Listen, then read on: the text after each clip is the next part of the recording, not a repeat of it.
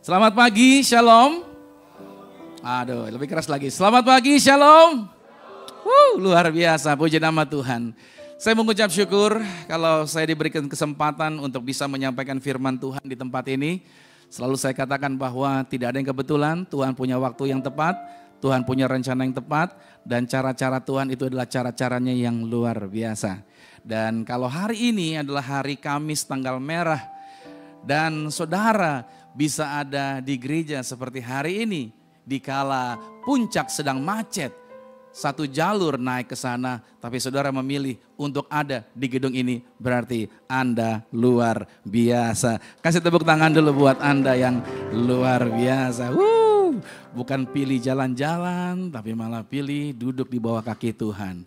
Tahu apa bedanya Anda dengan Marta dan Maria? Anda memilih bagian yang terbaik. Seorang orang yang memilih bagian yang terbaik pasti menerima yang terbaik. Kasih sorak-sorai lagi bagi Tuhan kita Yesus Kristus. Lihat kanan kirinya sambil katakan begini, siap-siap menerima yang terbaik. Amin. Puji nama Tuhan. Good. Judul hari ini yang saya bawakan yaitu berbicara mengenai mission accomplished. Yaitu misinya sudah selesai. Ya kan? Saya percaya bahwa Tuhan menerapkan misi bagi Yesus untuk apa yang harus dia kerjakan di bumi, di dunia ini. Dan itu saya percaya bahwa misi ini tidak berhenti sampai di situ, tapi juga misi ini terus dilanjutkan buat Anda dan saya. So selama kita masih hidup di bumi ini berarti kita punya misi. Makanya saya selalu katakan kepada anak-anak Tuhan, kalau Anda berhadapan dengan masalah, kalau Anda punya pergumulan, jangan pernah bilang gini, Tuhan mati aja deh Tuhan, mati aja Tuhan. Mendingan saya dicabut nyawanya Tuhan, jangan. Kenapa demikian? Karena belum selesai. Ada begitu banyak di dalam diri kita potensi-potensi yang belum keluar, belum dipakai. Itu dia maksud saya.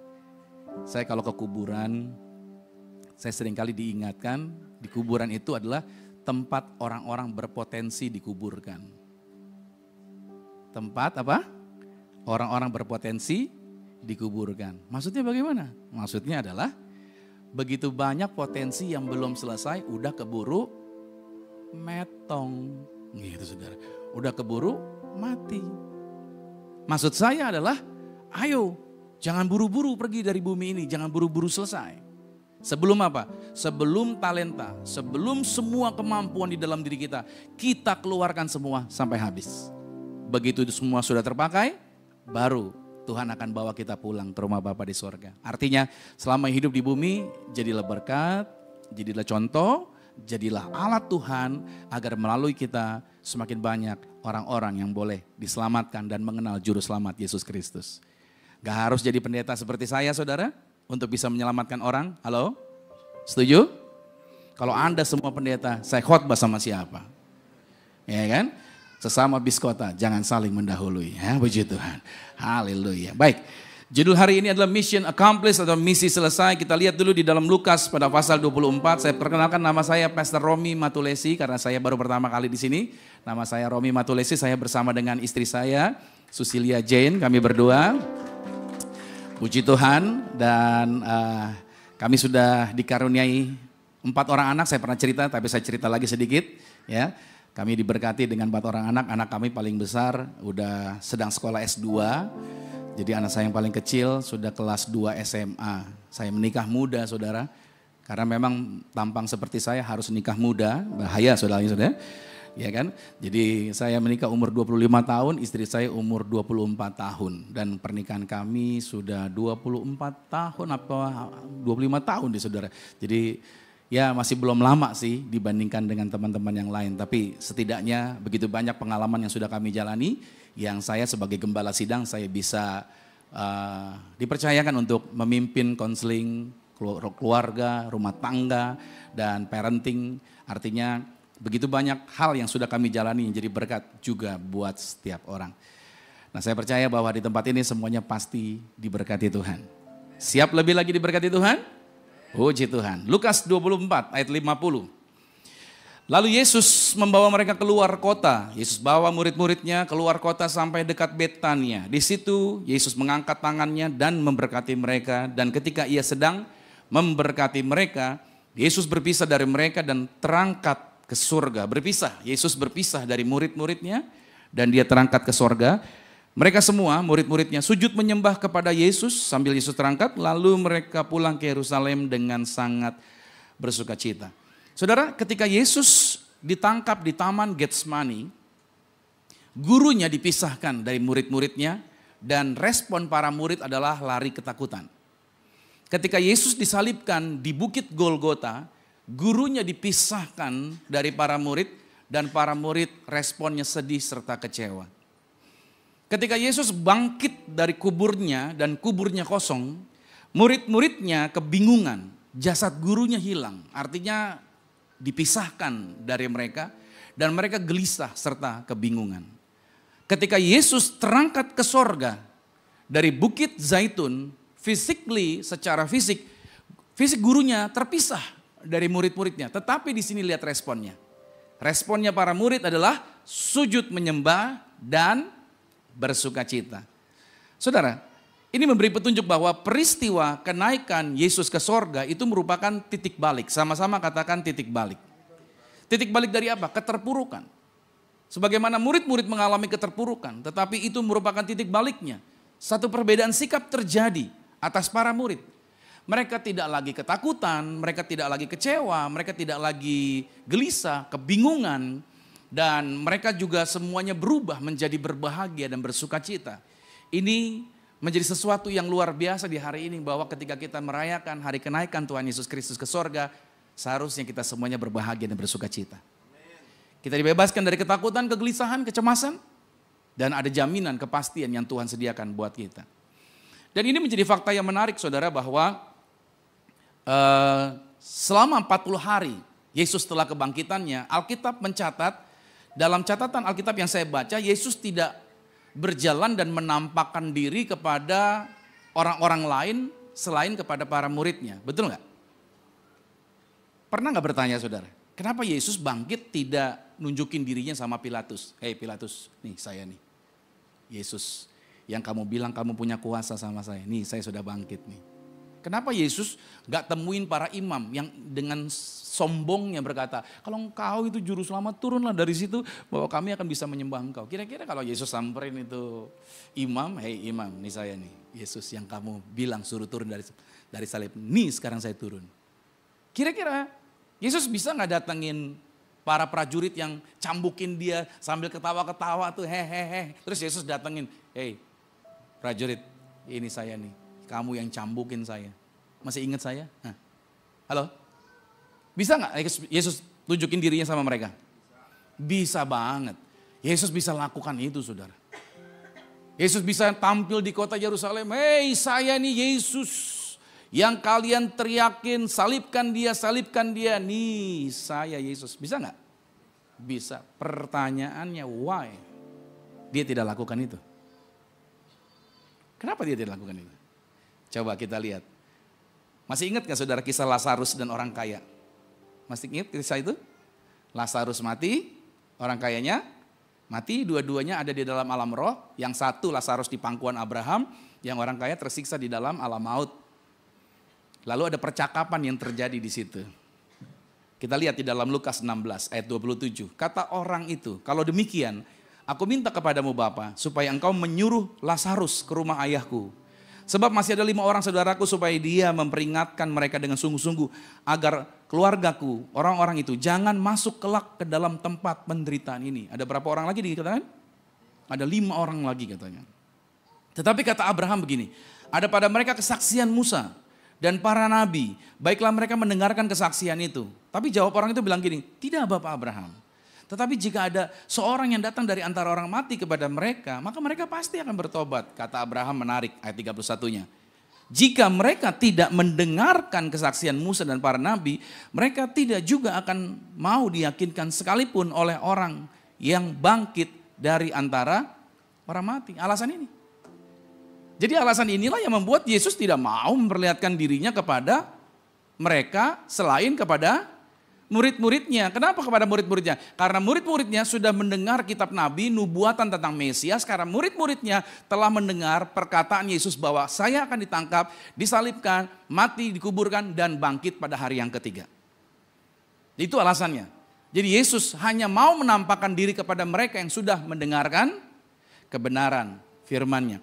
Ini juga menjadi petunjuk bagi setiap kita. Bapak Ibu Saudara, saya tidak alergi dengan hamba Tuhan, dengan orang yang bilang saya dapat penglihatan, Tuhan bicara A, Tuhan bicara B, dan akan terjadi ini, akan terjadi itu. Saya tidak alergi, tapi saya mau apapun itu kesaksian tentang penglihatan, please basicnya harus kepada Bible yang saudara punya. Jadi kalau seseorang berkata saya dapat penglihatan, so please tunjukkan kepada saya ayatnya di mana. Karena apapun itu tidak pernah keluar dari firman Tuhan.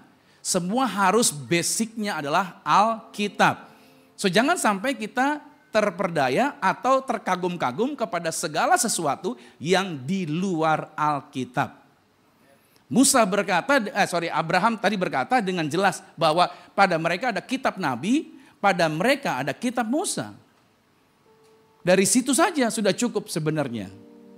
Jadi sebenarnya setiap kita orang Kristen tidak bisa lepas dari Alkitab yang kita pegang. Katakan amin.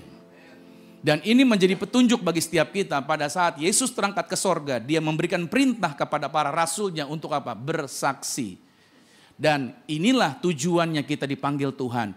Agar melalui kehidupan kita yang telah dibebaskan dari dosa. Kita menjadi kesaksian, tujuannya agar membawa orang kembali kepada citra Tuhan yang semula. Tahu gak citra Tuhan yang semula? Saya kalau baptis orang, saya selalu ingatkan bahwa setiap orang yang dibaptis dikembalikan lagi kepada gambaran Adam dan Hawa sebelum jatuh dalam dosa. Itu citra Allah. Bahwa kita ini seperti Adam dan Hawa sebelum jatuh dalam dosa selalu berkerinduan pengen ketemu dengan Tuhan. Tapi karena dosa manusia jadinya menjauh daripada Tuhan. Betul apa betul? Kita menjauh, takut sama Tuhan. Tuhan itu bukan pribadi yang untuk ditakuti. Tapi firman Tuhan berkata, takutlah akan Tuhan. Gimana cara menjelasinnya? Itu nanti di khotbah yang lain lah ya. Tentang, karena ini akan ada 2 SKS sendiri gitu saudara. Menjelaskan tentang roh takut akan Tuhan. Karena Tuhan tidak membuat Anda ketakutan akan Dia. Bagaimana saya bisa intim dengan seseorang yang saya takut kepada dia? Sampai sini saudara ngerti logikanya. Tuhan gak mungkin bikin Anda ketakutan dengan dia. Roh takut akan Tuhan malahan membuat Anda semakin intim dengan Tuhan. Roh takut akan Tuhan membuat Anda menjauhi batas bahaya dari dosa. Anda menarik diri. Bukannya malah mendekati dosa. Tenang, Tuhan sayang sama saya. Berapa banyak orang Kristen yang berpikir karena Tuhan sayang sama dia dekat-dekat main-main dengan pinggiran dosa. Tapi justru orang yang takut sama Tuhan, dia menjauhi pinggiran dosa. Sedapat-dapatnya sejauh mungkin dan tidak mau dekat dengan itu. Amin. Saudara, Kisah Rasul 1 ayat 8 berkata begini. Tetapi kamu akan menerima kuasa kalau Roh Kudus turun ke atas kamu.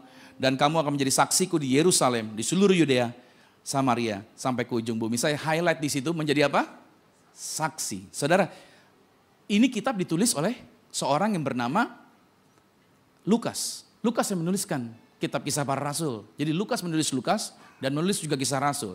Dan surat ini ditujukan kepada siapa? Kepada Theophilus. Siapa Theophilus? Theophilus itu saudara berarti kekasih Tuhan. Artinya, ya next slide. Bahwa di dalam keempat Injil Matius, Markus, Lukas, Yohanes itu menceritakan apa saja yang Tuhan Yesus mau lakukan. Oke, apa saja yang Tuhan Yesus mau ajarkan. Sedangkan saudara, kalau kita bicara kitab Kisah Para Rasul, kitab Para Rasul itu menjelaskan tentang kelanjutan. Itu tadi yang saya katakan di awal. Yesus memulai, kita yang melanjutkannya. Jadi selama kita hidup, masing-masing kita punya misi untuk melanjutkan. Itu sebabnya kitab Injil menceritakan tentang apa yang Yesus lakukan melalui tubuhnya yang fana yang ada di bumi ini. Melalui kenaikannya ke sorga hari ini saudara, yang kita rayakan, berarti perbuatan-perbuatan yang telah diperbuat oleh Yesus, itu yang seharusnya kita lanjutkan di dalam kehidupan ini. Makanya sebagai tubuh Kristus, misi yang Tuhan Yesus ingin selesaikan adalah agar setiap kita menjadi saksi Kristus untuk memberitakan kabar baik dan keselamatan kepada segala makhluk di dunia ini. So, sama-sama katakan misi yang Tuhan percayakan. Jadi dari sini kita dapat melihat bahwa misi yang Tuhan berikan buat kita adalah untuk yaitu membawa keselamatan. Bukan untuk membangun kerajaan manusia. Misinya bukan untuk mengejar popularitas. Misinya bukan untuk membangun kekuasaan sebesar-besarnya. Dan bukan pula untuk membalas dendam. Saya banyak jumpai hamba Tuhan. Kenapa bangun gereja? Habis saya dulu dibuang dari gereja lama saya. Saya bikin gereja biar saya saingin gereja itu. Biar dia tahu jemaatnya akan saya tarik pindah ke jemaat saya. Pernah dengar? Bilang aja, gak pernah dengar pastor gitu. Agar kita kelihatan rohani semuanya ya. Haleluya, puji nama Tuhan. Ya. Saya pikir-pikir banyak orang zaman now dengan medsos yang begitu maraknya. Orang mengejar apa? Orang mengejar apa? Orang mengejar pengen tenar, pengen populer. Alih-alih pengen bawa konten tentang hal yang rohani. Padahal ujung-ujungnya agar banyak followersnya. Enggak, saya enggak menyinggung orang yang punya medsos, tidak. Tapi hati-hati dengan media sosial, itu bisa jadi jebakan Batman buat kita. Kita terjebak. Ya kan, kita berpikir kalau followers sedikit, gimana caranya bangun engagement lagi nih agar semakin banyak followers kita dan lain sebagainya. Ya pada akhirnya kita terjebak dengan pengejaran followers, bukan tentang esensi daripada firman yang harusnya sampai kepada jiwa-jiwa yang ingin orang-orang itu diselamatkan. Saudara kalau buka TikTok, saudara kalau buka short movie YouTube, lihat deh. Apakah lebih banyak yang dibicarakan tentang firman, apa leluconan yang bilang, ya akhirnya pada saat akhirnya di medsos itu lebih banyak isinya tentang apa? Hal-hal yang humanis daripada hal-hal yang rohani tentang firman Tuhan. Sorry kalau saya menyinggung, tapi itu kenyataan yang ada. So, saya mau katakan sama saudara, misi yang Tuhan percayakan bukan tentang kita, populernya kita, seberapa banyak yang mengikuti kita. Tetapi ini tentang Yesus, orang-orang mengenal Yesus, orang-orang mau diselamatkan sama Tuhan Yesus. Kalau saudara percaya aminnya pasti kencang. Amin. Yes. Yohanes 4 ayat 34 berkata begini saudara. Bahwa kata Yesus kepada mereka. Makananku ialah melakukan kehendak Dia yang mengutus aku. Dan menyelesaikan pekerjaannya. Yesus sendiri. Makanannya Dia bukan untuk tentang diri Dia. Tapi menyelesaikan pekerjaan Bapaknya. So saya beri tulisan ini. Next. Jadi di dunia ini cuman ada dua model pekerjaan. Pekerjaan untuk Bapa atau pekerjaan yang bukan untuk Bapa, yaitu untuk si jahat. Udah cuma dua. Apapun yang kita kerjakan untuk Bapa, kalau nggak mau untuk Bapa, berarti untuk si jahat. Which one you are? Saudara ada di mana? Di antara dua pekerjaan ini. Itu yang perlu kita lihat. Jadi misi inilah yang dikerjakan oleh Yesus. Yesus tidak terpengaruh saudara dengan pujian, dengan ajakan. Yesus konsisten dengan misi yang sudah dipercayakan kepadanya. Misi ini yang seharusnya menjadi fokus kehidupan kita yang gak pernah boleh berubah. Jangan pernah berubah. Tetap di dalam misi yang Tuhan percayakan. Bahkan sampai Petrus pun dipakai oleh iblis. Deketin Yesus. Sampai dibilang kiranya Tuhan menjauhkan hal itu daripada engkau. Tapi Yesus bilang apa? Nyah kau iblis. Karena Yesus tahu ada iblis di belakang Petrus. Gak semua orang di sebelah kita rohani saudara. Walaupun kalau salibnya gede. Tapi sometimes dia bisa jadi didomplengi oleh iblis. Makanya saudara harus ingat. Ketika engkau konsisten dengan misi yang Tuhan percayakan. Engkau jadi sensitif dan tahu orang-orang yang memberi inputan kepada saudara. Rohani atau rohana. Haleluya. Nah karena kita diberikan misi yang Tuhan percayakan, apa saja yang Tuhan kasih perlengkapannya buat kita. Apa saja perlengkapan yang Tuhan sediakan, agar kita bisa menyelesaikan misi yang Tuhan percayakan. Yang pertama adalah apa? Kita diberikan pandangan yang jelas. Sama-sama dengan saya katakan pandangan yang jelas. Saya kasih video ini saudara. Kalau kita naik pesawat terbang, pilot akan butuh pemandangan yang jelas. Ya, saya kasih video ini buat saudara. Silakan di play. Pilot akan butuh setidaknya 10-15 km ke depan itu harus clear. Kalau dia nggak clear, dia nggak mau lepas landas ataupun dia akan landing. Dia butuh clear view. Jadi setiap pilot pasti akan membutuhkan pemandangan itu. Jelas, clear. Oke. Nah artinya dari contoh ini yang saya mau kasih tahu buat saudara bahwa ini menjadi penting bahwa Tuhan itu selalu akan membawa saudara kepada pemandangan yang jelas. Tuhan itu nggak bikin Anda bingung. Tuhan itu nggak bikin Anda ragu-ragu. Ini jalannya benar atau enggak ya? Ketika saudara dipanggil untuk melaksanakan misi yang Tuhan kasih, misinya pasti jelas. Ingat panggilan Anda yang pertama. Halo? Sometimes ketika engkau dipanggil Tuhan nih, Tuhan suruh Anda melakukan A.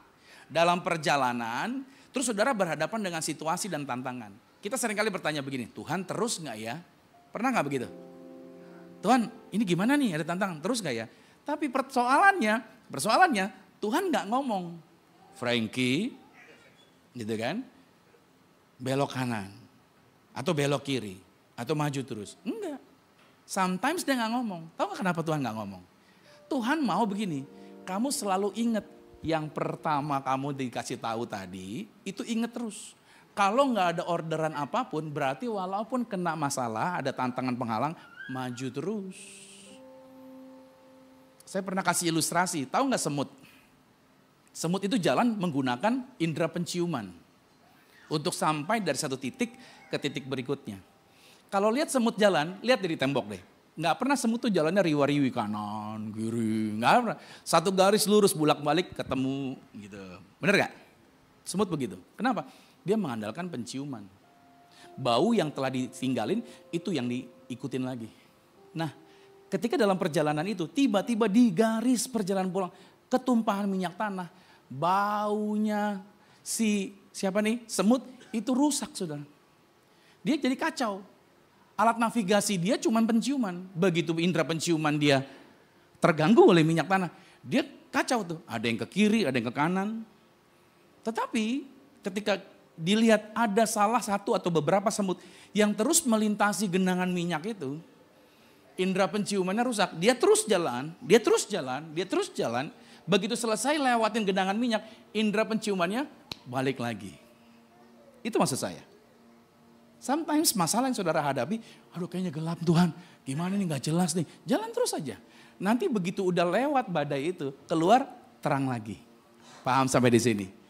Itu sebabnya saudara, misi yang Tuhan percayakan untuk terus kita bergerak di dalam kemuliaan Tuhan. Lukas 24 ayat 50a berkata begini, lalu Yesus membawa mereka keluar kota sampai ke dekat Betania. Yesus membawa mereka keluar, dibawanya mereka ke tempat yang terbuka, supaya apa? Supaya mereka bisa clear lihat Yesus jelas naik ke sorga. Gak di dalam gedung, tapi di luar. Mata mereka jelas terbuka dan mereka benar-benar tidak ada penghalang apapun untuk melihat apa yang Tuhan rencanakan bagi mereka. Itu yang Tuhan sediakan bagi hidup Anda dan saya. Mazmur 119 berkata, mataku tetap terarah kepada Tuhan, sebab Ia mengeluarkan kakiku dari jaring. Kalau saudara mau keluar dari jebakan apapun, arahkan matamu sama siapa? Sama Tuhan Yesus. Sama-sama katakan, mata saya harus terarah kepada Tuhan Yesus. Ya, ini menjadi bagian yang harus kita ingat. Sebuah lagu. Lagu ini menarik, saya nyanyikan refnya. Haleluya. Mataku tertuju padamu, seperti mata hamba pada tuannya mengalir,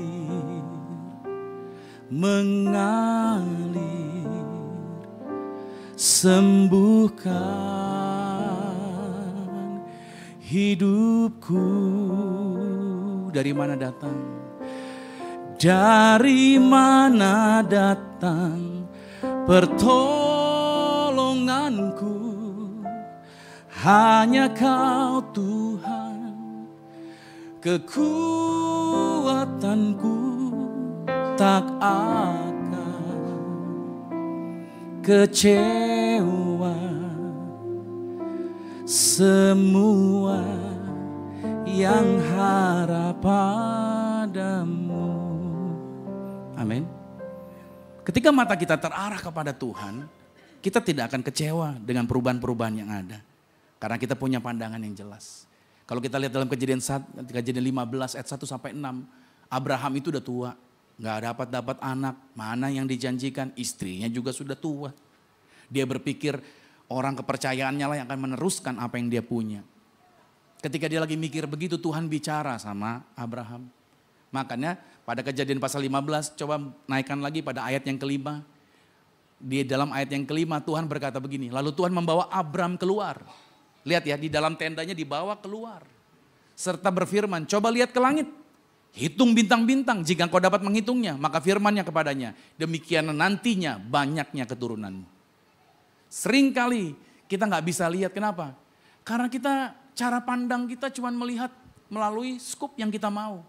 Tapi izinkan Tuhan hari ini membawa Anda keluar dari suasana Anda, membawa Anda ke tempat yang Tuhan mau, dan di tempat itu mata Anda bisa lihat dengan jelas apa yang Tuhan rencanakan bagi hidup Anda. Amin. Kita perlu keluar. Kita perlu bertemu dengan orang yang akan bisa membukakan kepada saudara. Jangan kita selalu berpikir bahwa saya paling canggih, saya paling hebat. Tetapi saya percaya bahwa Tuhan bisa utus setiap orang untuk apa? Untuk bisa sharing, untuk menunjukkan jalannya. Yang mana yang akan Tuhan tunjukkan. Lebih dibukakan lagi. Visi-visi yang lebih terbuka lagi yang Tuhan sediakan buat setiap kita. Jadi ini perlengkapan yang pertama yang Tuhan sediakan. Perlengkapan yang kedua, yaitu kita diberikan jaminan berkat. Sama-sama katakan jaminan berkat. Ini yang saya percaya, Tuhan menjamin berkatnya. Lukas 24 ayat 50b dikatakan, di situ Tuhan Yesus mengangkat tangannya dan memberkati mereka. Lihat baik, ketika Yesus naik ke sorga, posisi tangannya memberkati. Itu artinya apa? Dialah satu-satunya pribadi yang berwenang untuk memberikan berkat. So, jangan pernah pergi ke dukun.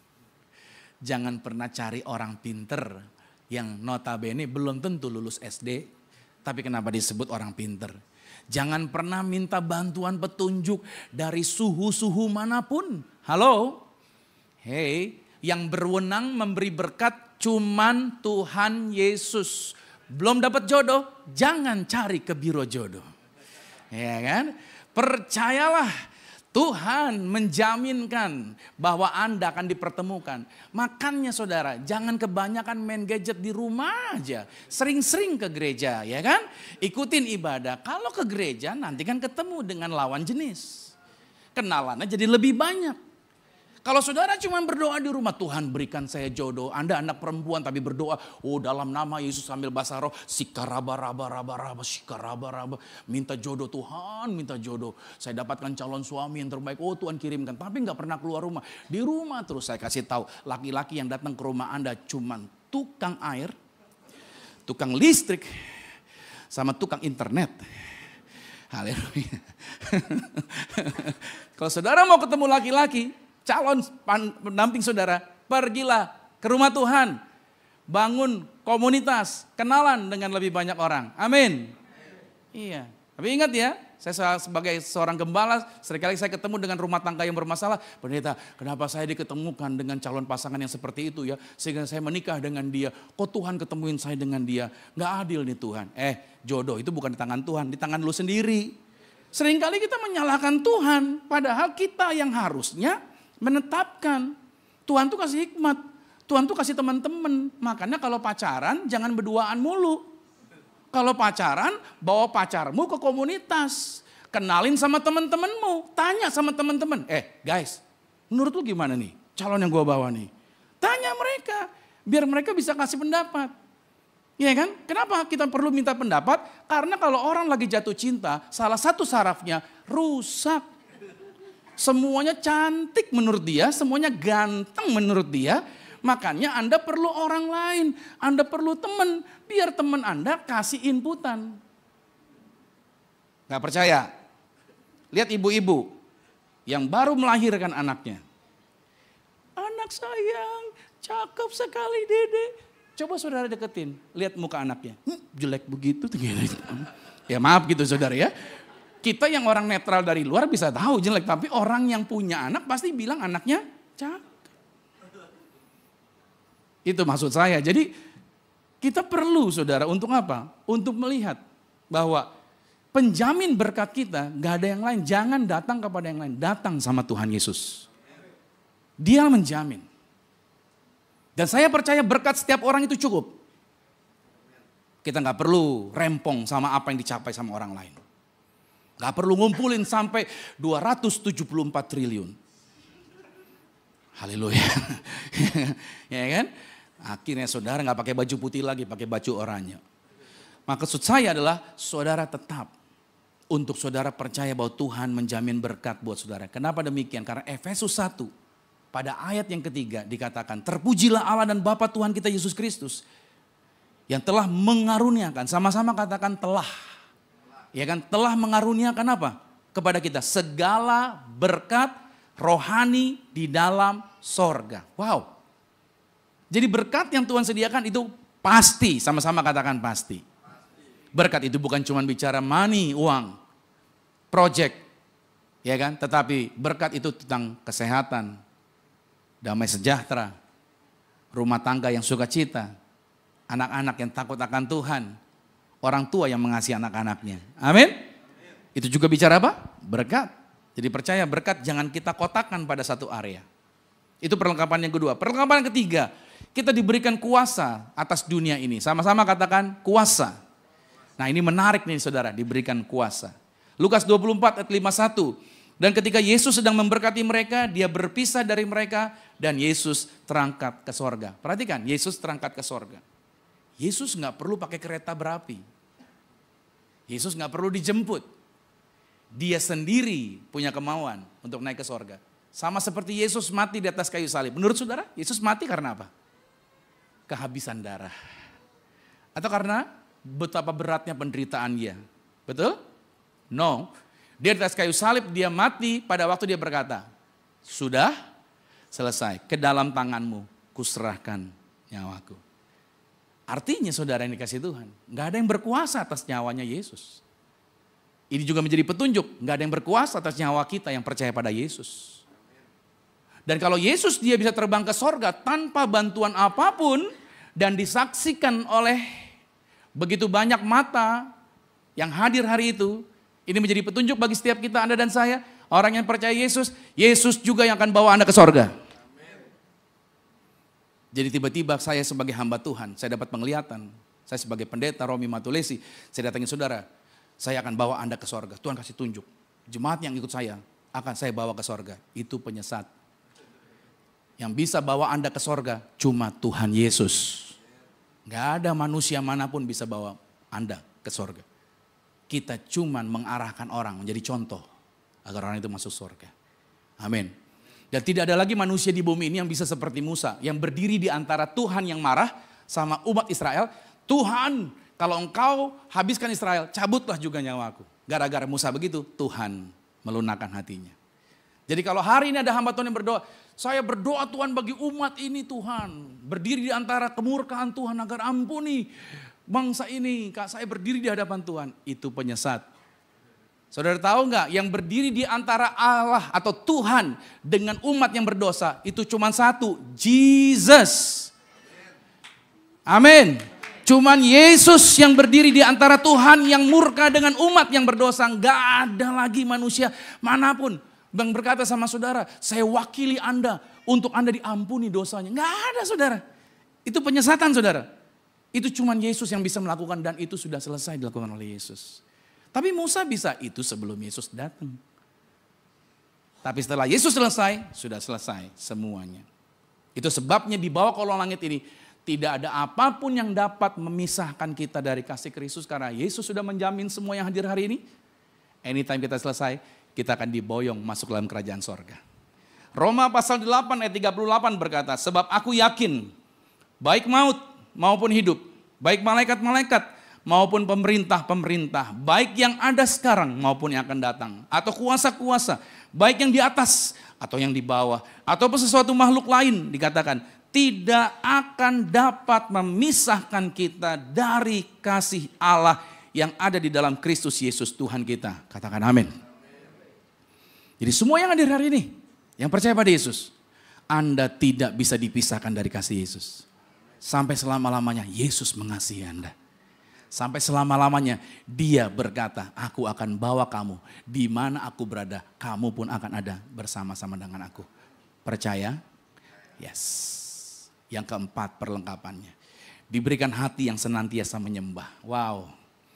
Hati yang senantiasa menyembah. Lihat murid-murid. Lukas 24 ayat 52. Mereka sujud menyembah kepadanya. Murid-murid sujud menyembah, saudara.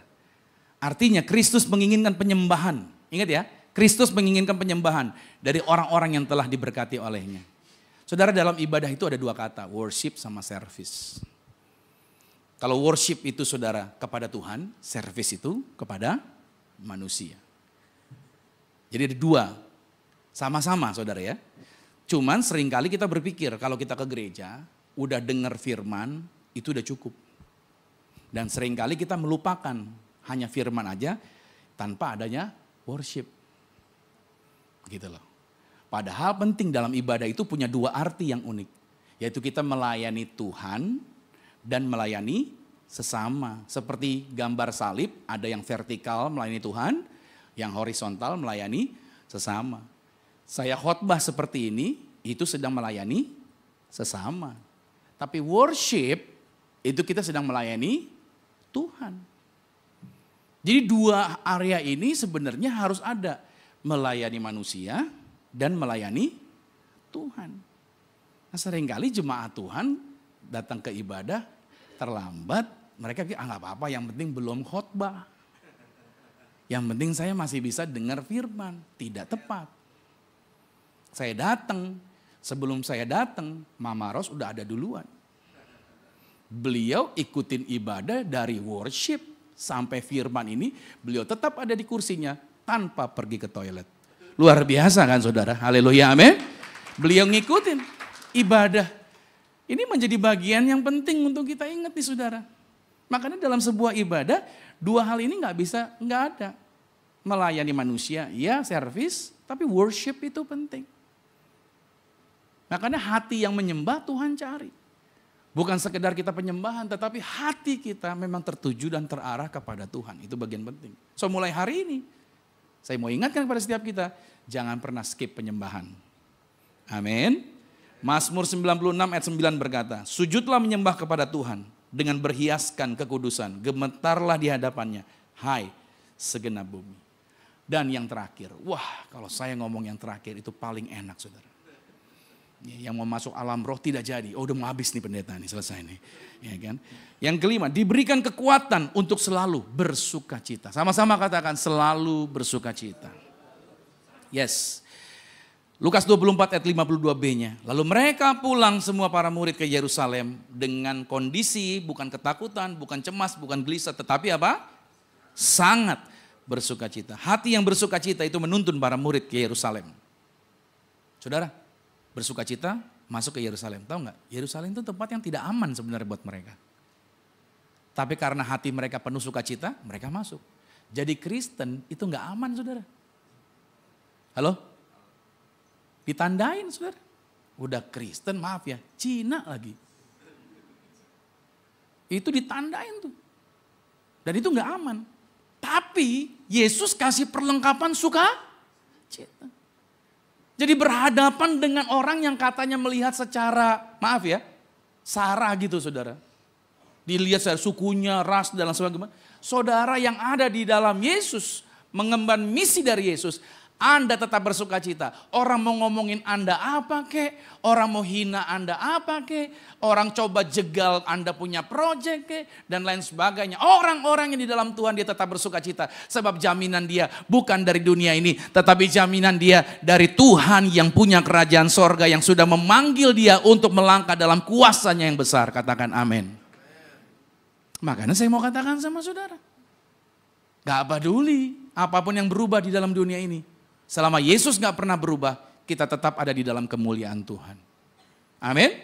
Sukacita itu saudara bukan keadaan. Seringkali orang pikir sukacita keadaan. Bukan, sukacita bukan keadaan. Sukacita adalah keputusan. Situasinya boleh tidak nyaman. Suasananya boleh tidak baik. Tapi selama sukacita Tuhan ada di sini, kita akan terus melakukan yang terbaik buat Tuhan. Yes, kasih tepuk tangan yang meriah buat Tuhan Yesus. Seringkali orang mau melayani Tuhan, hitung-hitungan. Aduh saya capek. Aduh keluarga saya sedang ada kegiatan. Aduh anak saya sakit. Saya sama istri saya dari kecil kami ikut persekutuan doa. Dari pemuda saudara. Mentor kami kerasnya minta ampun. Selalu menekankan bahwa kalau untuk Tuhan, utamakan Tuhan, percaya Tuhan pasti bela. Luar biasa saudara.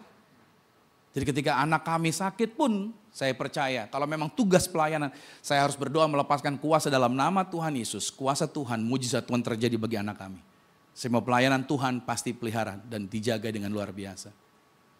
Dan saya bisa berangkat dan saya pulang, anaknya sembuh. Seringkali ada sesuatu yang akan coba menghalangi kita saudara. Agar kita tidak bersuka cita. Agar kita berpikir ulang lagi. Benar gak sih ikut Tuhan? Benar gak sih melayani Tuhan? Benar gak sih mengemban misi ini? Tapi hari ini saya mau katakan bahwa saudara, orang-orang yang berjalan di dalam misinya Tuhan, mereka tidak akan pernah salah langkah. Mungkin kita berkata, Tuhan berkati saya dong, Tuhan saya minta berkat. Saya mau kasih tahu sama saudara, ketika kita berjalan di dalam misi yang Tuhan percayakan, gak usah minta berkatnya, di dalam perjalanan itu sudah ada berkat yang Tuhan sediakan. Israel itu harusnya gak perlu teriak minta makanan, kenapa? Udah pasti digaranti sama Tuhan. Dalam perjalanan 40 tahun di padang gurun. Bajunya gak pernah rusak. Sepatunya gak pernah rusak. Sepatu kita jalannya di karpet. Dia jalannya di atas pasir 40 tahun gak rusak-rusak. Coba cari tahu merek apa itu saudara. Luar biasa itu sendal. Iya kan? Jadi saudara terpelihara sempurna Israel. Tapi mereka tidak bisa melihat itu. Mereka selalu bersungut-sungut. Mereka selalu minta yang besar. Saya cuma mau katakan sama saudara, apapun yang ada pada saudara, tetap bersuka cita.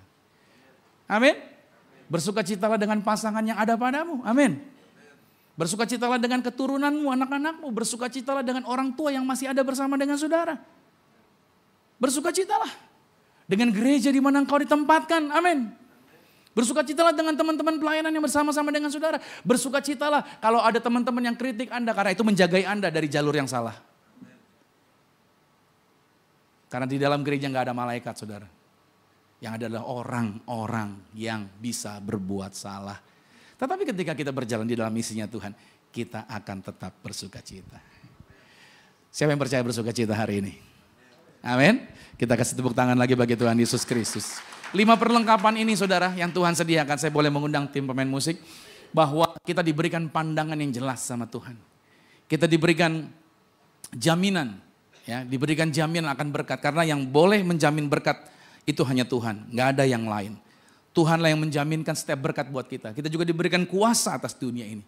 Ingat, Anda diberi kuasa menginjak ular dan kalajengking. Orang yang percaya pada Yesus tidak bisa disantet. Tidak bisa diguna-guna. Anda gak bisa dipelet. Kuasa gelap gak berkuasa. Bahkan keturunan Anda menang atas setan-setan. Bahkan kita yang melayani Tuhan ini, kita yang berjalan di dalam misi yang Tuhan percayakan, kita diberikan hati yang selalu menyembah. Kerinduan kita pengennya dekat dengan Tuhan. Dan selalu hati kita dikatakan penuh dengan sukacita.